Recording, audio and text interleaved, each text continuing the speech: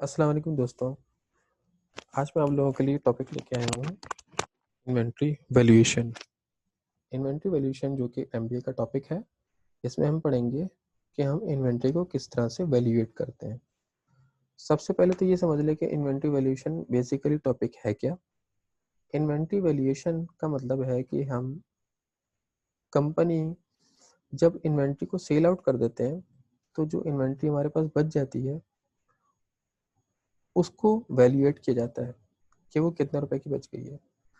अब उसकी जो वैल्यूएट किया जाता है उसके ऊपर इफेक्ट पड़ता है दो तरह का।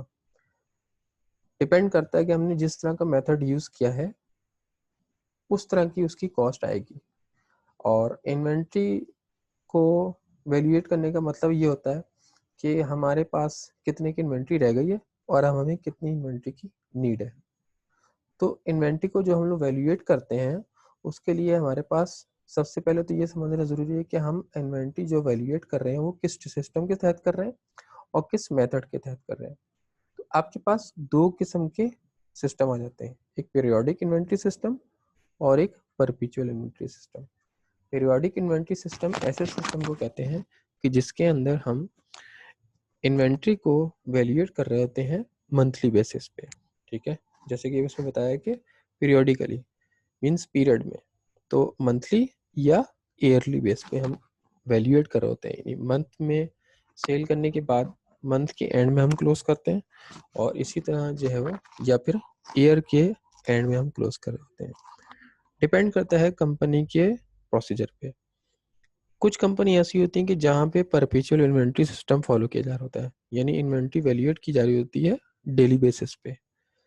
इसकी वजह यह है कि जहाँ पे रोजाना की इन्वेंट्री सेल आउट होने का सिस्टम हो, यानी डेली बेसिस पे इन्वेंट्री वहाँ पे सेल आउट हो रही हो, तो वहाँ पे हम परपेचुअल इन्वेंट्री सिस्टम करेंगे। जैसे कि बहुत सारे डिपार्टमेंटल स्टोर हो गए, उनमें जो है वो डेली बेसिस पे सेल होती हैं और जो इन्वेंट्री बच जाती है उसको स्टॉक को वैल्यूएट किया जाता है कि कितने का स्टॉक बच गया है। और इसके अलावा हमें ये भी पता चल जाता है कि जो इन्वेंट्री बच गई है उनमें से उनको तरतीब से रखा जाता है कि कौन सी जो है वो पुरानी है ज़्यादा और कौन सी जो हम लोगों ने बाद में खरीदी थी वो है, क्योंकि एक्सपायर होने का भी खतरा होता है। अच्छा, इसके अलावा पीरियोडिक इन्वेंट्री सिस्टम वहाँ पे फॉलो किया जाता है कि जहाँ पे डेली बेसिस पे सेल नहीं होती, इसलिए मंथ के एंड में आराम से किया जा रहा होता है। तो फॉर एग्जांपल कि अगर कोई कार शोरूम है तो वहाँ पे इन्वेंट्री मीन्स कि उनकी इन्वेंट्री कार होंगी, तो उनका जो हिसाब किताब किया जा रहा होता है, कैलकुलेशन की जा रही होती है वो मंथ के एंड में या फिर जो हमने पीरियड डिसाइड किया हुआ है उसके एंड में वैल्यूएट कर रहे होते हैं। परपेचुअल इन्वेंट्री सिस्टम में डेली बेसिस पे एवेल्युएट कर रहे होते हैं, तो उसके अंदर हमारे पास आ जाता है जैसे कि इम्तियाज सुपर स्टोर हो गया, चेज वैल्यू मार्केट हो गई, तो जहाँ पे डेली बेसिस पे इन्वेंट्री सेल आउट हो रही होती है और बच रही होती है।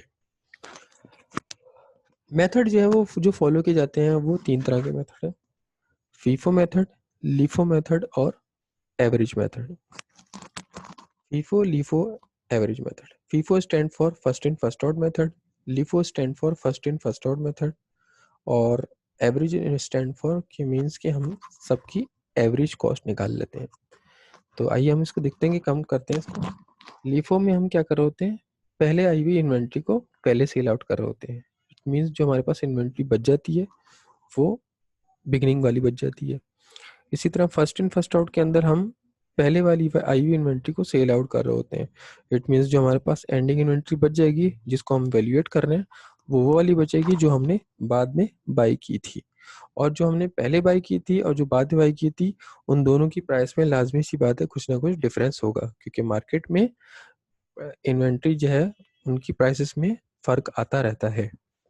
अब जैसे एक एग्जांपल आप लोगों को समझाता हूँ मैं। ठीक है, अभी ये एवरेज हम मेथड ये और ये सब तीनों मेथड हम करेंगे। तो अब ये जैसे यहाँ पे क्वेश्चन दिया हुआ है, ठीक है, तो यहाँ पे आपको इस क्वेश्चन के अंदर हम किस क्वेश्चन को पढ़ते हैं और फिर इसको सॉल्व करते हैं। इस क्वेश्चन के अंदर पीरियोडिक इन्वेंट्री सिस्टम रिक्वायर्ड है, यहाँ पे लिखा हुआ है पीरियोडिक इन्वेंट्री सिस्टम। तो फीफो, लीफो, एवरेज मेथड जो है वो आपके पीरियोडिक में भी होंगे और परपेचुअल में भी होंगे। पीरियोडिक में और परपेचुअल में किस तरीके से होंगे, सबसे पहले जैसे हम क्वेश्चन को पढ़ते हैं कि falcon traders provide you following information for March 2015। एक कंपनी का डाटा गिवन है आपके पास। मार्च 5 को हमने परचेज किए हैं यूनिट 100 के 100 यूनिट्स और 20 रुपीज़ का एक यूनिट बाय किया है। यानी ये कंपनी के इन्वेंट्री की डिटेल है कि हमने उनको कब बाय किया था। इसी तरह 7 और कितने का बाय किया था। 7 मार्च को फिर हमने परचेजिंग की है 150 यूनिट्स और एक यूनिट आपका 22 रुपीज़ का है। इसी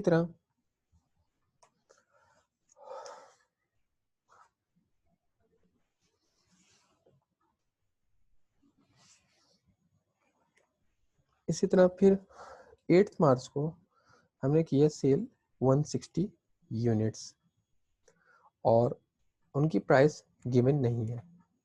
उसकी वजह यह है कि हम इस क्वेश्चन में हम ये नहीं देख रहे कि हमने सेल कितनी की है, हम सिर्फ ये देख रहे हैं कि हमने जो परचेस किए थे यूनिट और जो एंडिंग बच रहे हैं वो कितने रुपए वाले बच रहे हैं। सेल की प्राइसेस फिर भी आपको यहाँ पे सबसे एंड में गिवन है 35 रुपीज़ का हम हर एक यूनिट सेल करते हैं। 10 मार्च को परचेस किए हमने 80 यूनिट्स 23 के। इसके बाद फिर हमने सेल की है 11th को 95 यूनिट्स कितने के नहीं पता, ये हमारे पास 35 रुपीज़ की बिन है। इसी तरह 12 मार्च को फिर हमने सेल किए हैं 70 यूनिट्स और इसके बाद फिर 13 मार्च को फिर परचेज किए हमने 200 यूनिट्स और इसके बाद फिर 19 रुपीज़ का एक है। तो देखिए यहाँ पे हमने 23 का बाय किया था, अब ये थोड़ा प्राइस इसकी कम हो गई। फिर 14 मार्च को फिर बाय किया उन्होंने 125 यूनिट्स, इसकी प्राइस फिर थोड़ी सी बढ़ गई है। इसके बाद फिर हमने जो यूनिट्स अवेलेबल है उनमें से 90 यूनिट सेल आउट कर दिए। फिर उसके बाद 18 मार्च को फिर हमने 140 यूनिट सेल आउट कर दिए। तो ये हमारे पास डिटेल है कि जो हमने परचेज किए यूनिट्स और सेल किए हैं। अब जो हमारे पास बच जाएंगे वो वाले बच जाएंगे कि जो कि हम सेल करने के बाद जो अभी नहीं बिक सके यानी अनसोल्ड है। तो उसके लिए हम क्या करेंगे, सबसे पहले तो कैलकुलेट करेंगे units and cost of goods sold available for sale during March. यानी इस पे पूछ क्या रहे हैं कि मार्च में हमने कैलकुलेट करके बताया कि कितने यूनिट्स हमने हमारे पास अवेलेबल थे सेल के लिए। तो याद रखें कि अवेलेबल जो होंगे वो सेल के लिए वही होंगे जो हमने परचेस किए थे सारे। अगर आपके पास कोई बिगिनिंग इन्वेंट्री दी हुई है तो हम उसको भी शामिल कर लेंगे, लेकिन यहाँ पे बिगिनिंग इन्वेंट्री नहीं है तो हम जो है वो सिर्फ परचेजेस को ही लेंगे।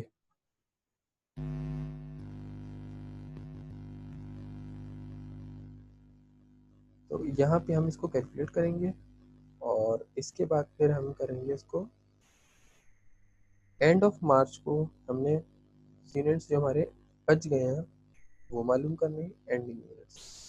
इसके बाद फिर हमने पीरियोडिक इन्वेंट्री सिस्टम को देखते हुए एंडिंग इन्वेंट्री की कॉस्ट मालूम करनी है कि अगर हम फीफो मेथड करते हैं तो क्या एंडिंग इन्वेंट्री की कॉस्ट क्या होगी, लीफो करते हैं तो क्या होगी, वेटेड एवरेज मेथड यूज करते हैं तो हमारी इन्वेंट्री की वैल्यूएशन क्या होगी या ये उसकी कॉस्ट प्राइस क्या हो जाएगी होगी बिजनेसमैन को जो पता चलेगी। अब उसके अंदर हम सबसे पहले करते हैं units and cost of goods sold find कर लेते हैं।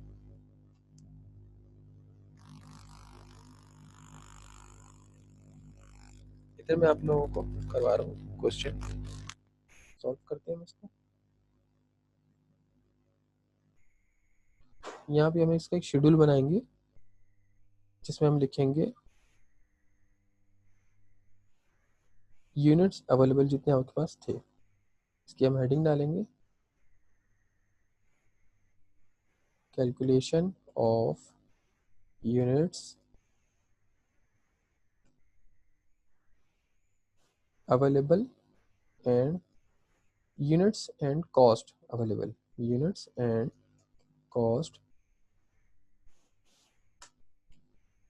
Available for sale, sorry available for sale during मार्च।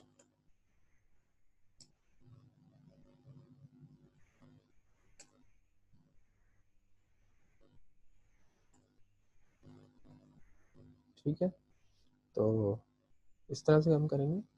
यहाँ हम उसका शेड्यूल बनाएंगे कुछ इस तरीके से।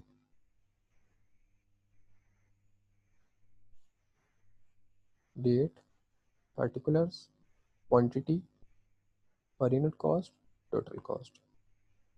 इस तरह से हमारा एक ये शेड्यूल बन जाएगा, जिसमें हम सबसे पहले लिखेंगे date, particulars, quantity of units,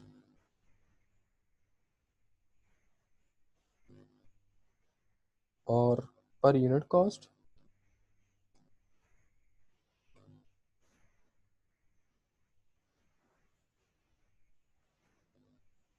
और यहाँ आ जाएंगे आपकी टोटल कॉस्ट। यहाँ हमने सबसे पहले लिखा मार्च 5 में परचेज की हमने 100 यूनिट्स,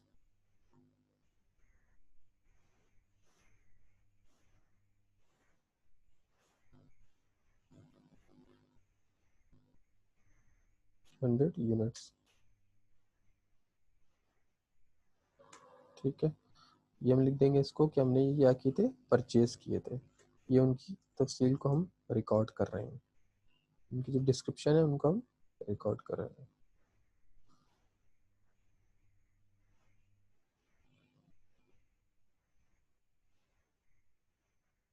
ठीक है। और इनकी पर यूनिट कॉस्ट कितनी थी, इनकी पर यूनिट कॉस्ट थी 20 रुपीज़। तो ये हो जाएंगे आपके पास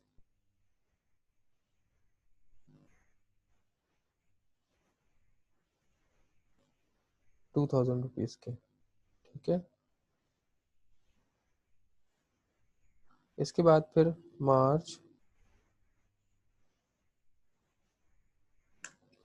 5 के बाद फिर क्या हमने मार्च 7 को फिर परचेज किया 150 यूनिट्स।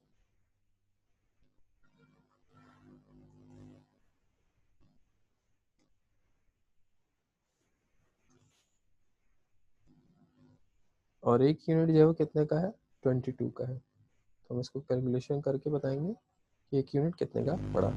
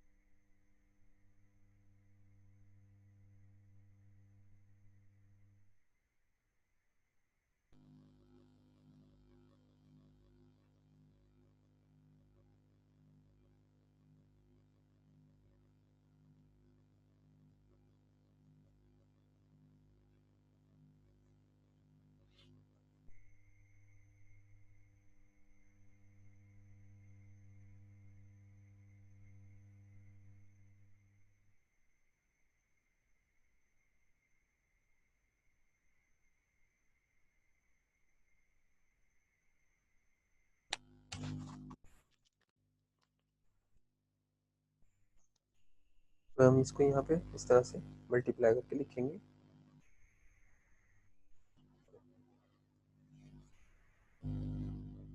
150 मल्टीप्लाई बाय 22,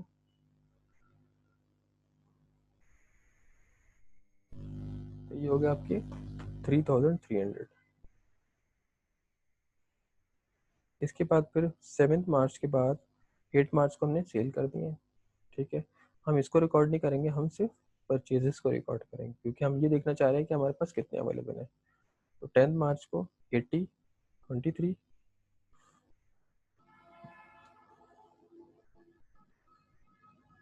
ये हमने परचेज किए थे।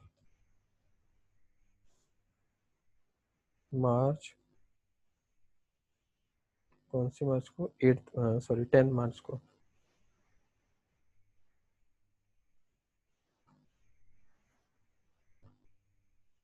इसके बाद फिर 10 मार्च को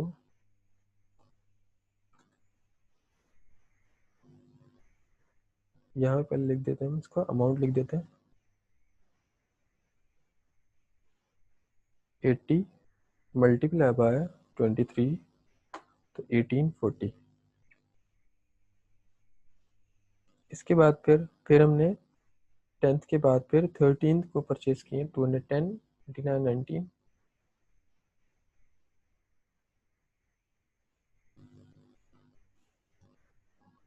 ठीक है, 13 मार्च को ये भी हमने परचेज किए थे। तो ये इसको हम मल्टीप्लाई करके लिखेंगे 210 मल्टीप्लाई बाय 19, 3990 रुपीज़ ये होगा ये। इसके बाद फिर मार्च 13th के बाद फिर हम क्या कर रहे हैं 14 मार्च को 125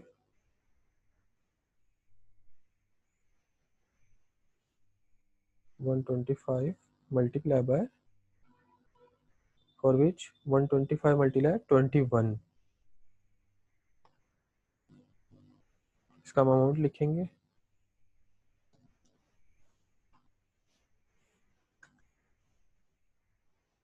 125 multiply by 21, 2625।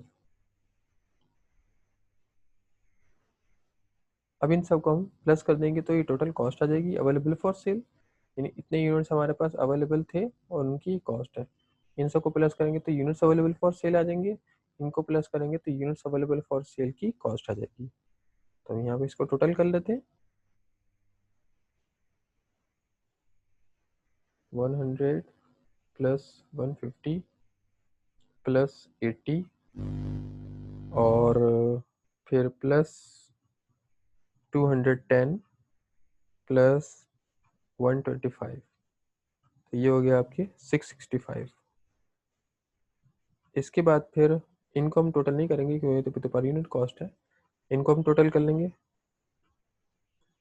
2000 plus 3300 plus 1840 plus 3990 plus 2625, तो ये होगा आपके 13,755, 13,755। ये टोटल आ गई कॉस्ट किन की, इन सब की टोटल कॉस्ट आ गई रुपीज में, और ये यूनिट्स है ये रुपीज। ठीक है, ये हमारे यूनिट्स हैं। अच्छा, अब एक काम करेंगे हम इसमें, यहाँ पे हमने कैलकुलेट करने नंबर ऑफ एंडिंग यूनिट्स, कितने एंडिंग यूनिट्स बच रहे हैं। ये तो हमारे पास अवेलेबल है 665 यूनिट्स, उनमें से हम माइनस करेंगे सोल्ड यूनिट्स को। तो इसकी हम कैलकुलेशन करेंगे यहाँ पे कुछ इस तरीके से।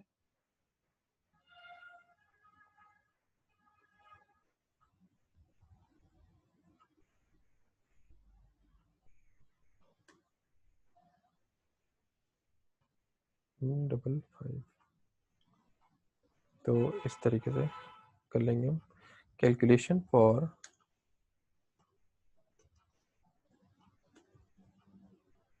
सेकेंड पार्ट हम करेंगे calculation for ending units on 31st मार्च। ठीक है, तो यहाँ हम इसको अंडरलाइन करेंगे, इसके नीचे यहाँ पे हम इसकी कैलकुलेशन करते हैं। वो किस तरीके से होगी वो हम ये करेंगे कि जितने भी हमारे पास total units available for sale थे वो लिख देंगे, यूनिट्स अवेलेबल जो हमारे पास आया पूरे फॉर सेल, तो इसको हम टोटल कर लेंगे कितने यूनिट्स हमारे पास अवेलेबल 665 यूनिट्स, ये हमने लिख दिया 665 यूनिट्स। इसमें से लेस कर देंगे जो हमने यूनिट्स सोल्ड कर दिए थे। अब यूनिट सोल्ड का कैसे पता चलेगा, इसको हम प्लस कर देंगे, यहाँ पे हम कैलकुलेशन कर लेते हैं इनकी। ये थे हमारे पास ऊपर कौन कौन से दिए हैं, ये सारे 160 95 70 160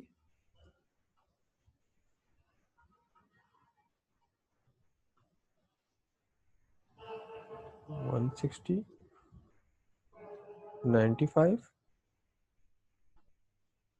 और ये 70 और इसके बाद फिर और कौन से सोल्ड किए 90 और 140 90 एंड 140 ठीक है। इन सब को हम टोटल कर लेंगे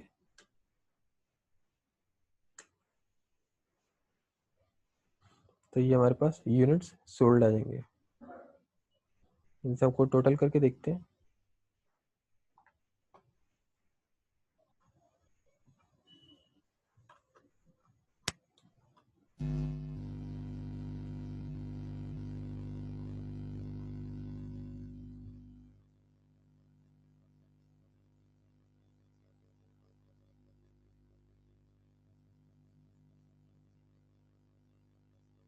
फाइव 55 ये हमने सेल आउट कर दिया।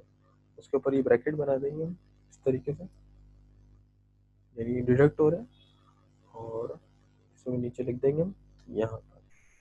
तो ये आ जाएगा आपका टोटल एंडिंग यूनिट्स, ये लिखा हमने। और यहाँ पे हम इसको अंडरलाइन कर लेते हैं। क्या अमाउंट आ रहा है,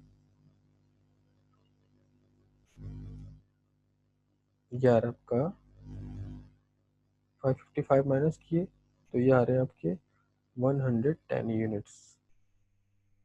ठीक है, तो इस तरह से हम इसको लिखेंगे। 110 यूनिट्स हमारे पास बच रहे हैं। अब ये जो एंडिंग यूनिट्स बच रहे हैं 110 यूनिट्स, इनकी हमने एक्चुअल कॉस्ट मालूम करनी है। अगर हम मेथड यूज़ करते हैं ये वाले, इन तीनों मेथड को अगर हम यूज़ करते हैं तो हमारी इन एंडिंग इन्वेंटरी की कॉस्ट क्या आएगी वो हमने फाइंड करना है। तो सबसे और है कौन सा हमारा पीरियोडिक इन्वेंटरी सिस्टम है, उसको हम फॉलो कर रहे हैं। उसके अंदर इसी मेथड से हम करेंगे कि यहाँ पे हम उसका हम शेड्यूल बनाएंगे लीफो फीफो का। देखिए आपने क्या करना है, इसमें शेड्यूल बनाना है इसी तरह का, कॉपी कर लेते हैं इसको।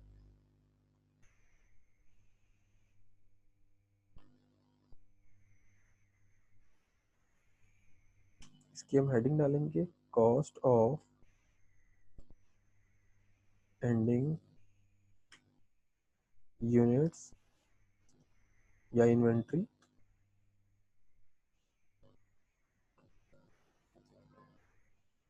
By using FIFO. अगर हम फीफो मेथड यूज करते हैं तो फीफो मेथड। ठीक है, ये मैंने इसको अंडरलाइन किया। अब आपने क्या करना है इसमें, ये हमारा सबसे पहले मेथड है, कौन सा वाला, ये मेथड्स में वन फीफो मेथड। यहाँ मैंने लिखा है इसको फीफो मेथड। ठीक है, अब यहाँ पे हम क्या करेंगे, जो भी हमने ये सारे परचेज जैसे किए थे, अब उनमें से हमने सेल कर दिए हैं, तो सेल करने के पास हमारे बाद हमारे पास जो एंडिंग यूनिट्स बच रहे हैं हमने उनकी क्वांटिटी लिखनी है। देखिए किस तरह से,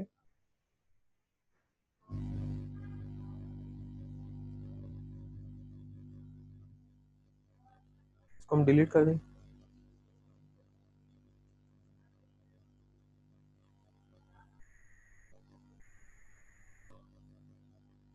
या इस तरह से हम इसको पहले डिलीट कर लेते हैं।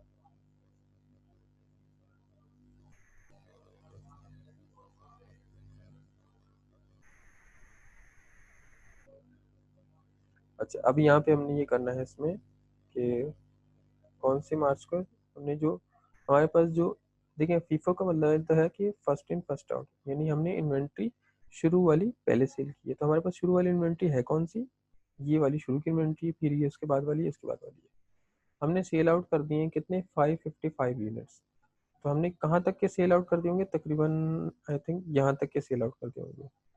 और हमारे पास जो बच रहे हैं वो कौन से, बल्कि इसमें से भी 15 यूनिट सेल आउट कर देंगे क्योंकि हमारे पास बच रहे हैं 110 यूनिट्स। तो 110 यूनिट्स जो बचे होंगे वो लाजमी सी बात है इसी में से बचे होंगे। मैं रिपीट कर लेता हूँ दोबारा, मेरे पास ये जितने भी यूनिट्स हैं इनमें से मैंने सोल्ड कितने किए 555। तो सोल्ड जो मैंने किए 555 वो यहाँ से लेकर तकरीबन यहाँ तक बनते हैं। इसको मैं काउंट कर लेता हूँ, जैसे 100 और ये 150 250 ये सेल कर दिए, 80 330 हो गया, फिर 210 मिलाया हमने इसमें से और 15 मिलाया, तो ये हमारे हो गए टोटल 555 यूनिट्स जो हमने सेल आउट कर दिए। तो इसका मतलब इनमें से जो बच्चे होंगे वो इसमें से भी 15 यूनिट सेल आउट होगा, तो ये हो गया 155 सॉरी 555। तो इसका मतलब ये 110 यूनिट हमारे पास बच रहे हैं जो हम लोगों ने 14 मार्च को बाई किए थे। तो हम इसी की सिर्फ अमाउंट ले लेंगे, इसको हम कॉपी कर लेते हैं, इसी को ही ले लेंगे, देखिए किस तरीके से। और ये कौन सा है, 14 मार्च पर हमने इसको लिखा, ठीक है, 14 मार्च वाले 110 यूनिट बच गए थे, तो हमने 110 यूनिट ही लिए। और उनकी कॉस्ट कितनी थी, 21 के हिसाब से हम काउंट करके देखते हैं कितनी बनती है।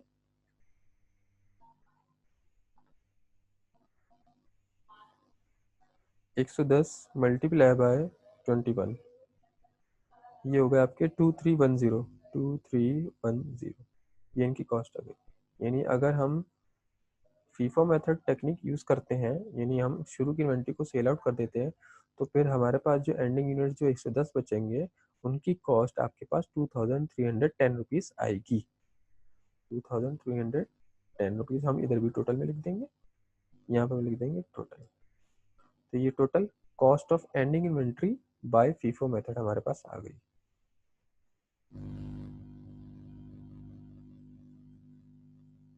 बाकी इन सबको डिलीट कर देते हैं।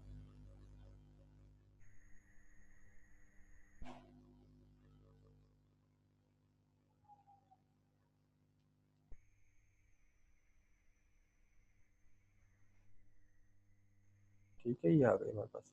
इसी तरह हम बना लेंगे लीफो का, हम कॉपी कर लेते हैं, लीफो का भी इसी तरह हम बनाएंगे।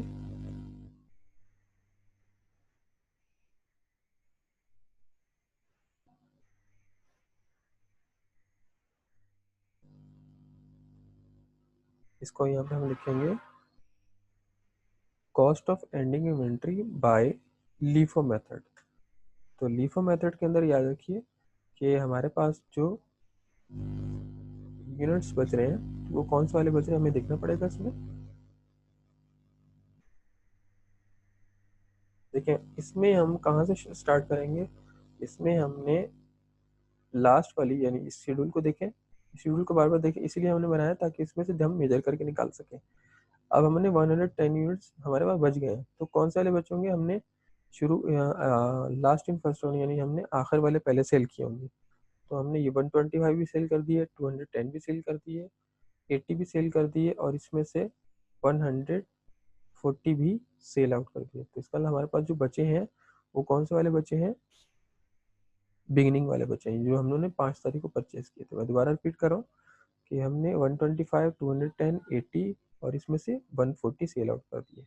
इसमें से 140 सब इन सबको मिला के यहाँ से यहाँ तक और इसमें से 140 मिला के आपके बनते हैं 555 यूनिट्स। इसका मतलब जो एंडिंग यूनिट बचे हैं वो कौन से वाले बचे हैं, ये 100 यूनिट्स इसमें से बचे हैं, ये बचे हैं और 10 यूनिट इसमें से बचे हैं, क्योंकि हमारे पास 110 यूनिट बच रहे हैं ना, उनकी कॉस्ट हमने इस हिसाब से लेनी है।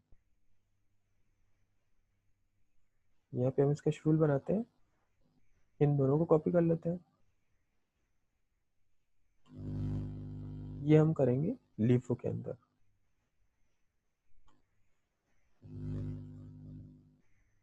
ठीक है, और इसमें से हमारे 10 यूनिट बचे, तो ये इस तरह से हमारी यूनिट्स की कॉस्ट हो गई।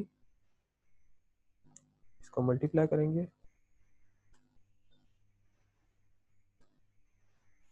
इनको प्लस कर दो तो ये बचते हैं 2220,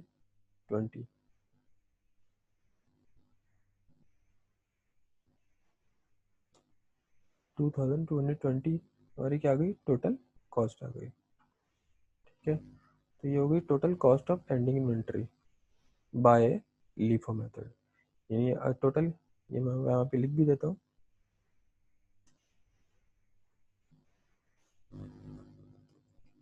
total cost of ending inventory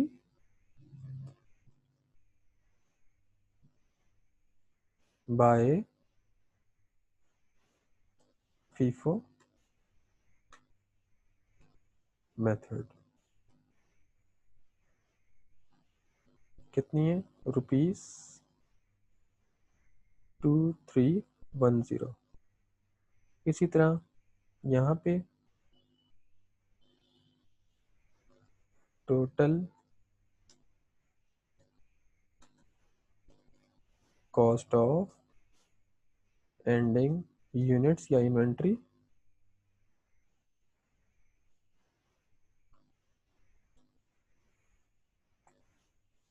by LIFO method. देखें दोनों के तहत अलग अलग कॉस्ट आई है, ठीक है। और 2220 रुपये, ये हमारी टोटल। इसके तहत हमारी 2220 आ रही है, इसमें हमारी 2310 आ रही है। तो जब हम फीफो मेथड यूज़ कर रहे हैं तो हमारी 2310 आ रही है कॉस्ट, और इसकी कॉस्ट जो है वो कम आ रही है।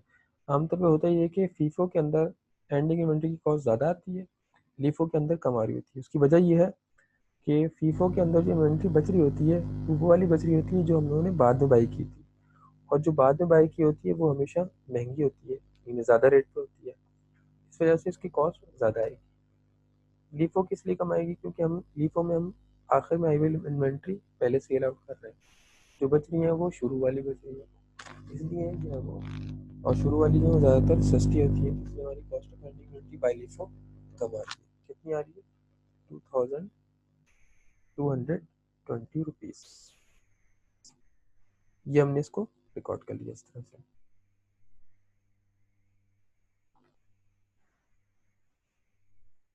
अब इसके बाद हम बनाएंगे तीसरा वाला method, weighted average method.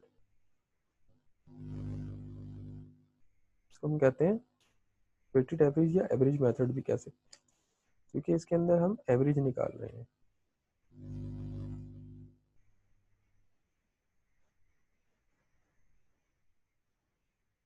Cost of units, ending units या inventory by using weighted average method.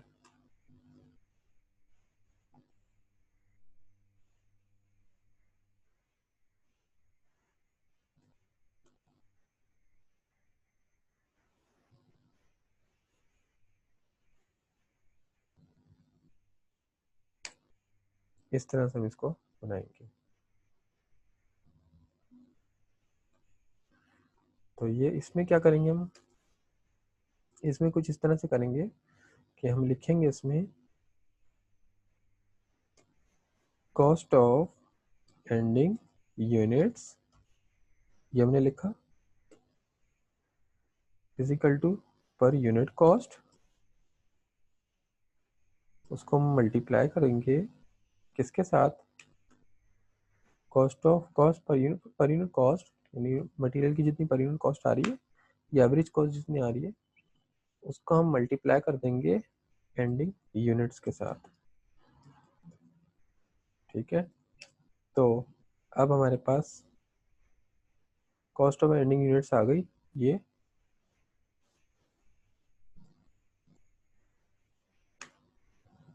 सबसे पहले, बल्कि हम कॉस्ट ऑफ एंडिंग यूनिट्स निकालने के लिए हम सबसे पहले पर यूनिट कॉस्ट निकालेंगे या एवरेज कॉस्ट निकालेंगे। उसका फार्मूला है, अलग से हम इसको कैलकुलेट करेंगे, per unit cost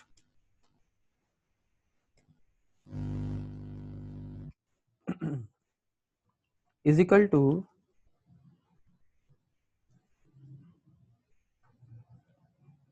total cost available for sale, लिखा आपने, इसको हम डिवाइड कर देंगे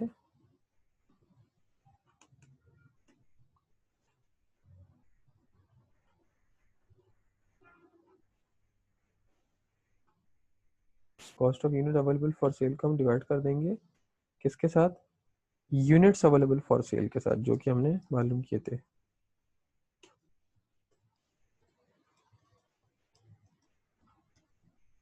ठीक है। तो ये हो जाएंगे आपके पास पर unit cost is equal to, कितनी थी हमारे पास, इस शेड्यूल को हम देखेंगे जो हमने सबसे पहले बनाया था, ये वाला। इसकी कॉस्ट को हम उसके साथ 655 यूनिट्स के साथ डिवाइड कर लेंगे।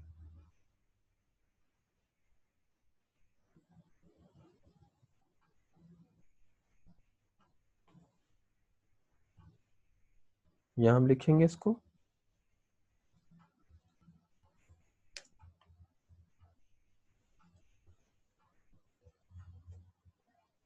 यूनिट्स कितने हैं हमारे पास अवेलेबल जो थे वो थे 665, तो हमारे पास कॉस्ट आ जाएगी, पर यूनिट कॉस्ट आ जाएगी।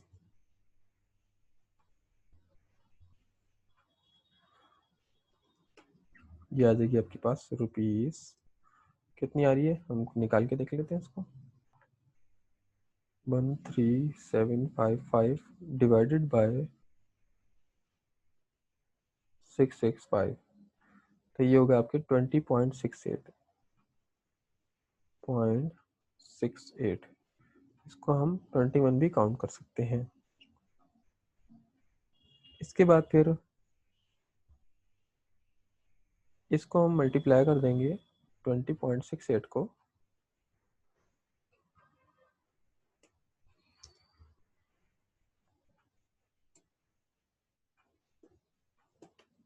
मल्टीप्लाई बाय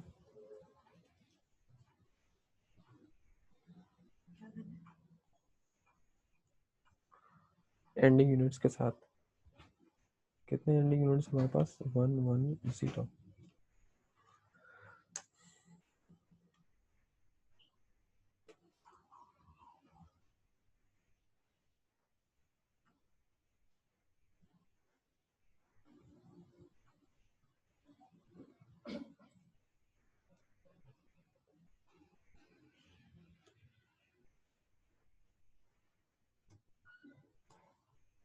ये कॉस्ट आ गई 2274 रुपीस। अब देखें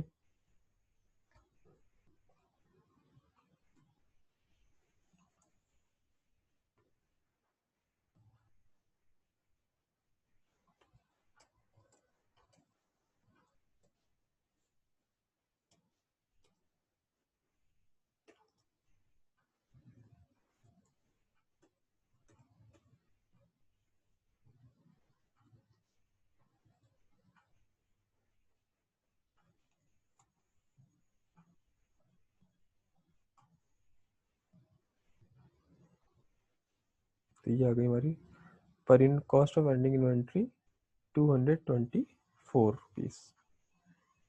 देखिए आपके पास फीफो में ये आ रही थी और लीफो में ये आ रही है। फीफो में ये आ रही थी 2310।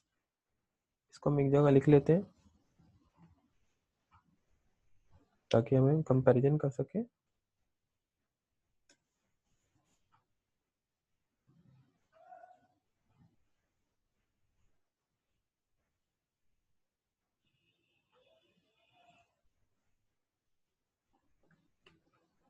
FIFO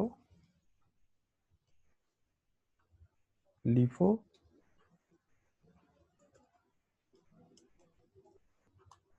weighted average.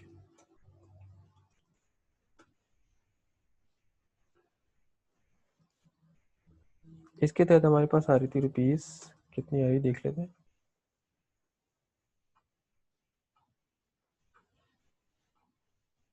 2310।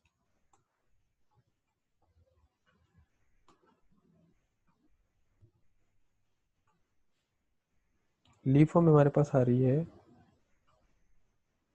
2220।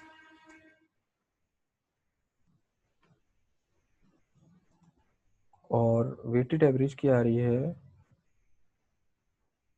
2274।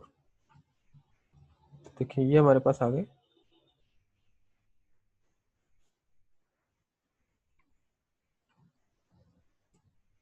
फीफो में हमारी 2310 आ रही है, लीफो में 2220 और वेटेड एवरेज में 2274। एक चीज़ आप लोगों ने नोट की कि फीफो में सबसे ज़्यादा आ रही है और वेटेड एवरेज में सेकंड नंबर पे आ रही है। और लीफो में जो है वो थर्ड नंबर पे आ रही है। यानी फीफो जो है वो आमतौर पे ज़्यादा होगा, वेटेड एवरेज मिड में आ रहा होगा, क्योंकि ये एवरेज मेथड है, इसमें हमने एवरेज निकाल ली थी। और ये हमारा लीफो जो है वो सबसे एंड में आ रहा होगा।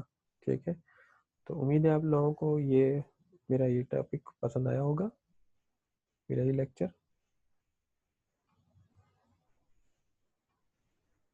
तो ये हमारा एक समझे कंपैरिजन हो गया, हमने इसका कंपैरिजन कर लिया।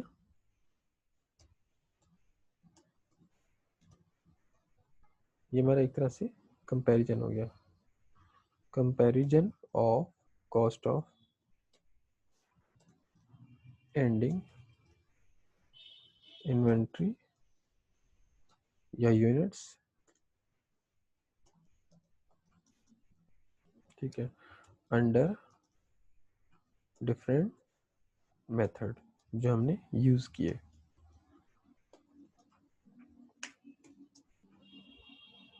अब इसके बाद क्वेश्चन 2 को भी थोड़ा सा समझ लेते हैं, फिर मैं आप लोगों को नेक्स्ट लेक्चर में समझा दूंगा। क्वेश्चन नंबर 2 में कुछ इस तरह से है कि ये भी उसी तरह ही है, थोड़ा सा इसमें डिफरेंट है कि यहाँ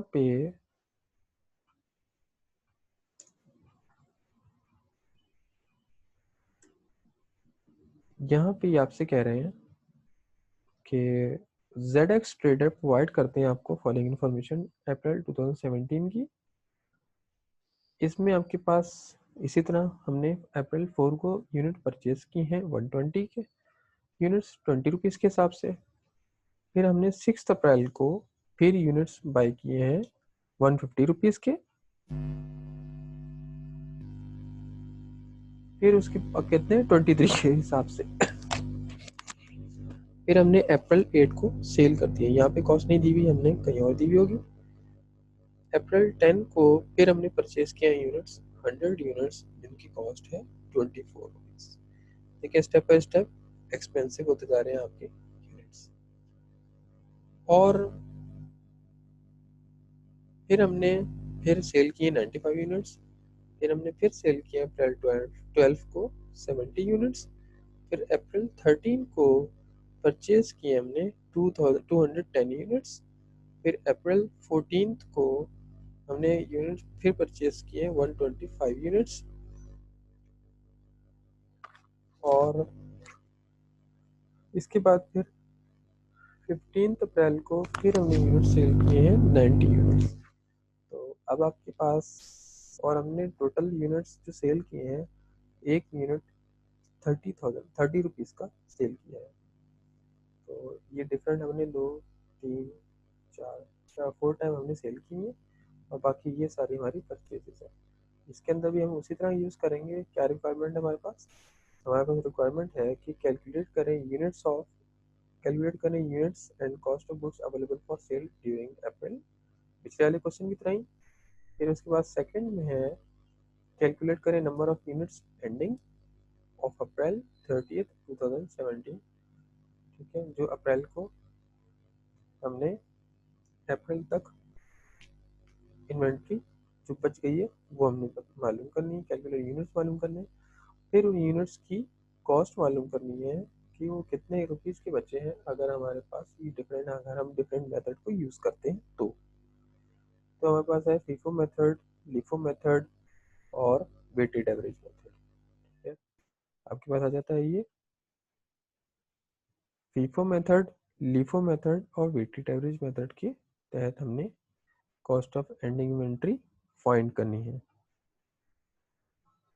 तो ये इस क्वेश्चन को भी हम नेक्स्ट लेक्चर में करेंगे, और उम्मीद है आप लोगों को आज का मेरा टॉपिक ये पसंद आया होगा।